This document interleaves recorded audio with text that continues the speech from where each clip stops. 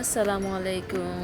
আজকের ইফতারের মধ্যে ছোটোখাটো একটা ব্লগ করার চেষ্টা করেছি। এটা হচ্ছে ছোলা ভাজি, আর এখানে হচ্ছে মরিচা, বেগুনি, পেঁয়াজি, তারপর হচ্ছে গিয়ে ডিম পরোটা এনেছে আমার আম্মু। হাবিবকে যখন ডাক্তারের কাছে নিয়ে গেছে তখন আসার সময় হাবিব ডিম পরোটা খাওয়া বলছিল, তো ওর জন্য ডিম পরোটা নিয়ে আসছে। আমরা সবাই খেয়েছি। এটা সালাদ, তারপর হচ্ছে এখানে মুড়ি দেখানোর চেষ্টা করতেছি।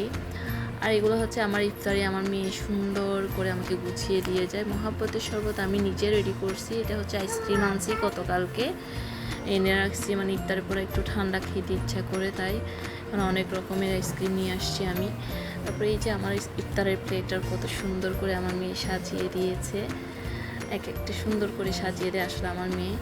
এই মহাব্বতের শরবত নিছি আমি, এটাকে মহাব্বতের শরবত বলি না, এটাকে আমি বলি মহাব্বাতা মিন্নি, কারণ এখানে আমি অনেক ইনগ্রিডিয়েন্টস দিয়ে এগুলা রেডি করি স্পেশালভাবে। সবাই খেয়ে অনেক প্রশংসা করে, অনেকই আমি হয়েছে এই মহাব্বতের শরবতটা।